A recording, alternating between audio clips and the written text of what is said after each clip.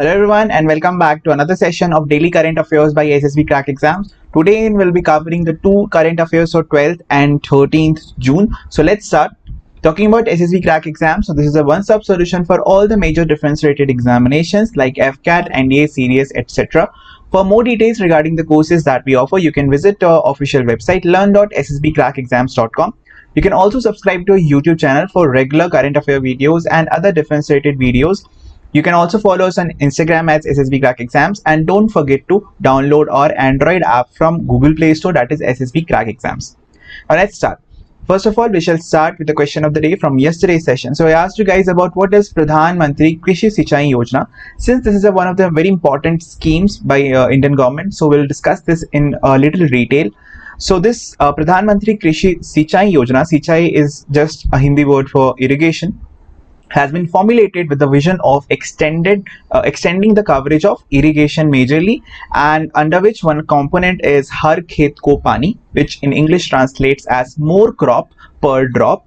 Further, this is basically a centrally sponsored scheme, and it was launched back in the year 2015 with implementation share of center states in 75 is to 25. That is 3/4 will be the cost of 3/4 cost will be borne by the central government, and rest 1/4 by the state government. And meanwhile, this is for all the major states, and for northeastern and hilly states the ratio will be 90:10. Now, further, this has been formulated amalgating ongoing schemes, for example, Accelerated Irrigation Benefit Program. These all are the programs which comes under this PMKSY, Integrated Watershed Management Program of Department of Land Resources, and on-farm water management component of National Mission on Sustainable Agriculture, which is of Department of Agriculture and Cooperation. Now moving on to our first news for today. So India Rankings 2020 for higher education institutions have been released, and it was released by Union HRD Minister Shri Ramesh Pokhriyal, and in various categories, of course, based on their performances on basically 5 broad categories. I'll name those 5 broad categories on which the judgment has been done. So basically it's about teaching, learning and resources, the first category, then research and professional practices, then graduation outcomes, outreach and inclusivity, and apart from that, the fifth one is the perception. Right, moving on. So I'll show you the list, and I'll show you the top 10 lists for various categories. So majorly the overall list, it was topped by IIT Madras, second was ISC Bangalore, and so on. You can see in the list.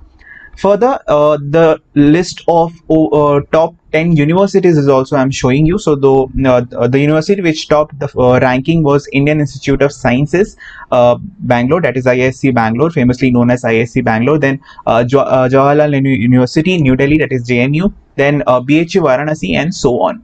Right, now moving ahead to our next news. The next news is regarding the center approves funding of Jal Jeevan Mission in Maharashtra. So recently the fundings have been approved for various states, and the most recent one has been approved for the state of Maharashtra. First of all, let me tell you what is this Jal Jeevan Mission. So it basically aims to provide tap water, and not just tap water, adequate drinking water supply to all rural households by 2024. This state has also planned for retrofitting of existing 8,268 piped water supply schemes further.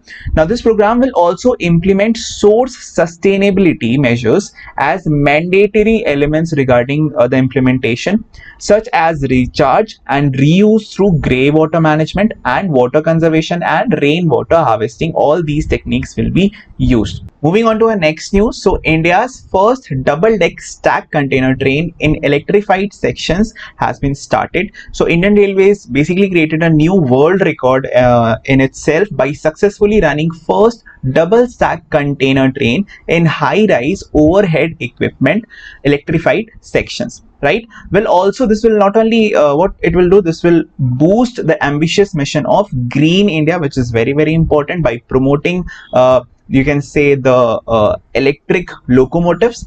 It will the first of this kind was commenced from Palanpur to Botad station, both which is situated and located in Gujarat.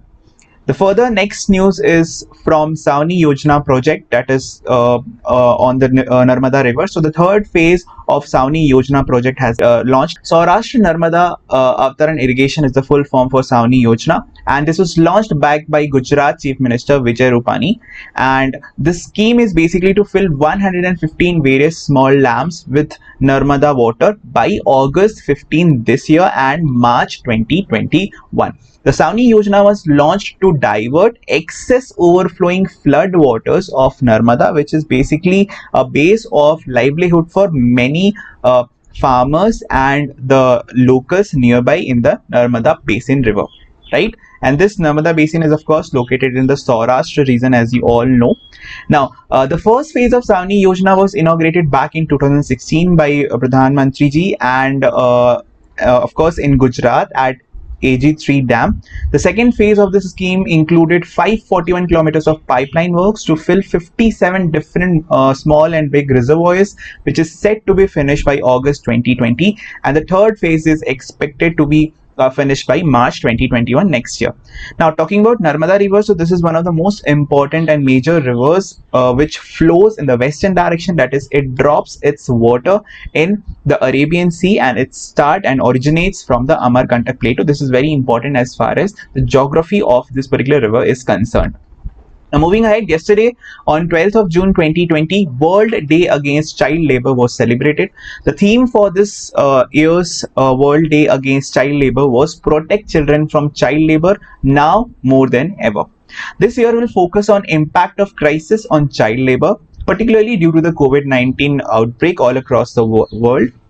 Now, there was a virtual campaign which was being organized jointly with Global March Against Child Labor and the International Partnership for Cooperation on Child Labor in Agriculture. Now, moving ahead, a very good news is coming for Mumbai. So, a state-of-the-art flood warning system for Mumbai was launched, and basically the name was iFlows, which is an integrated flood warning system for Mumbai specifically, has been launched through video conferencing jointly by Chief Minister of Maharashtra, Shri Uddhav Thackeray, and Union Earth Sciences Minister, who is also Dr. Harshvardhan. Right. Further, the system will help make the city become more resilient towards this losses due to every year losses due to floods by providing early warning for flooding, especially during high rainfall events and cyclones. And we all know how prone the Mumbai city is to heavy rainfall and floods each and every year. Further, using this, it will be possible to have an estimate of the flood in an inundation 3 days in advance, along with 3 hours and 6 hours of nowcast. Nowcast is basically the immediate forecast of the next 6 hours. It will be very useful also, especially if people need to be evacuated from low-lying area where there is where those people and houses are more vulnerable to be drowned by the flood water, as we will be able to forecast 12 hours in advance that a spot may get flooded or not, right? The system will also forecast the rainfall in each area. Apart from that, basically iFlows is built on modular structure and comprises 7 different modules. Some of the modules will be discussed by me right now. So the first one is the data assimilation module, which will gather a variety of dynamic data including IMD weather forecast and underwater depth of rivers and lake across the Mumbai city, which will definitely help in predicting which areas are more prone to be flooded by flood waters. The inundation module, the second one, will use the data to forecast flood inundation 3 days in advance, which is a very important part, as this will help in the evacuation of those vulnerable areas. The next module is the flood module, which will predict how the water will move across the areas expected to be flooded. The next one is the vulnerability and the risk module, which together comprise the decision support system also, and enables the administration to take smart decisions, and that too quickly, to manage the situation based on a scientific and holistic assessment of flooding risk. Now, the scientific and holistic assessment of the flooding risk means basically that in all, we can say that the data or the predictions will be very precise and very accurate, which is very important, so that there is no effort of the NDRF team or the disaster management team or any local administration's effort. They will not go in vain and they will not be wasted. right? Now, moving on to our next news. So the next news is coming from the Agriculture and Farmers Welfare Ministry, and they have launched a Sahakar Mitra app, which is a scheme on internship program, or in short, it is also said as SIP. Now, this was launched by basically the Union Minister for Agriculture and Farmers Welfare, Shri Narendra Singh Tomarji. Remember the name of these union ministers also. Sometimes in exams like FCAT and INET, they might ask, the National Cooperative Development Corporation has embarked upon a series of initiatives, I should say, in the cooperative sector, especially entrepreneurship development ecosystem, through various methods, that is capacity development, paid internship to youth, and assured project loans on liberalized terms to young cooperators on startup mode.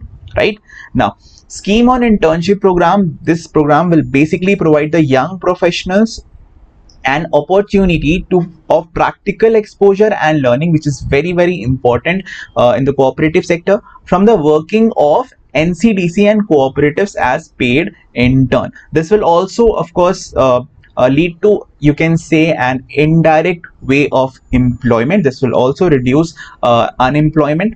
NCDC also introduced a complementary scheme to promote startup cooperative ventures, which is a very proactive measure in this particular field.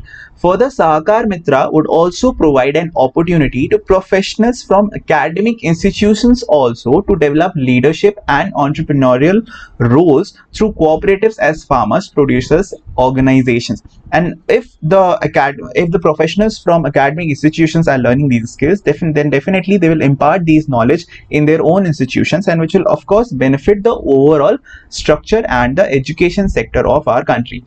Further, this will also assist cooperative institutions access new and innovative ideas which the young professionals have in a lot of quantity, while the interns also at the same time will gain experience of working in the field. So it's a win-win situation for both of them, that young professionals are learning the innovative skills, the entrepreneurial skills, and the leadership skills. At the same time, the young interns will be gaining work experience, which is of course required in many new jobs, and of course it will be beneficial for them also in their personal growth. Now, moving ahead, the next news is about the GST Council. So 40th GST Council held, the meeting for 40th GST Council held, and the recommendations of GST Council related to law and procedure, I'll tell you that in brief. So the 40th GST Council, like I said, it was basically chaired by the Finance Minister, Nirmala Sitharaman, and it was held through video conferencing for obvious reasons. The meeting was also attended by the Minister of State, Sri Anurag Thakur, and basically they have made certain recommendations on law and procedures changes that I'll be telling you. So the measures for basically trade facilitations were, and I'm telling you in brief, the detail is not mentioned here. So the reduction in late fee for past returns have been recommended. Relief for small taxpayers for late filling of returns for the month of February, March, April, up till April. Apart from that, also for May, June, and July 2020 has also been recommended. One-time extension in period for seeking revocation of cancellation of registration was also recommended.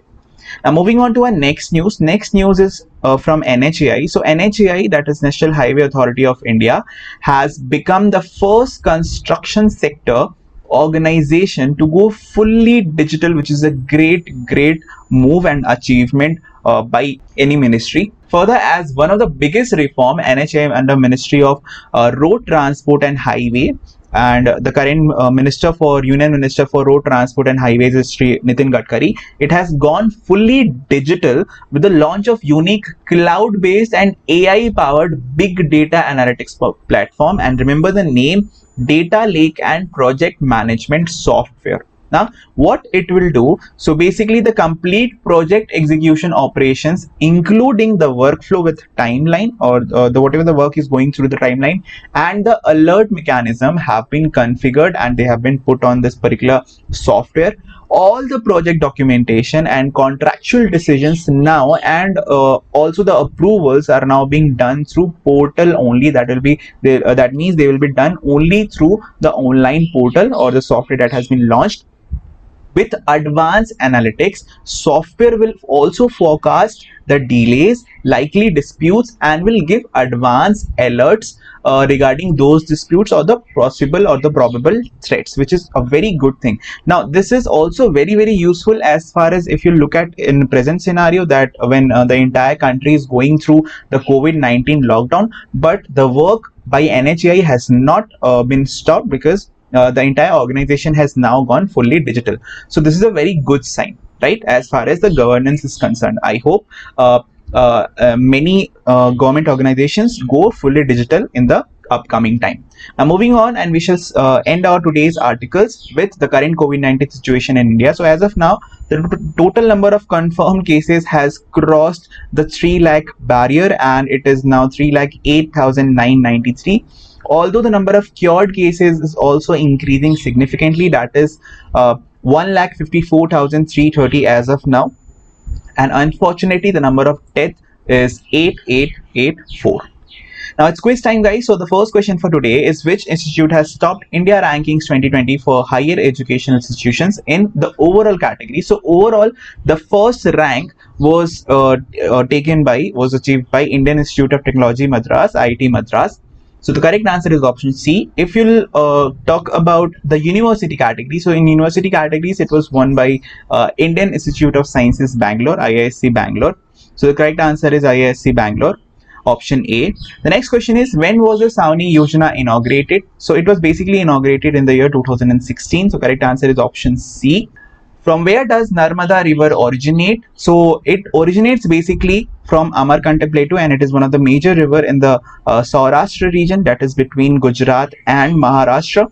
Also it is also one of the west flowing rivers. That means it drops its water in the Arabian Sea. Right, so remember this particular river. This is very important as far as geographical knowledge is concerned about this river. Correct answer is option C. The next question and the last for today is, what is the name of the flood forecasting system which was recently launched for Mumbai? So the name of it was iFlows. The correct answer is option B.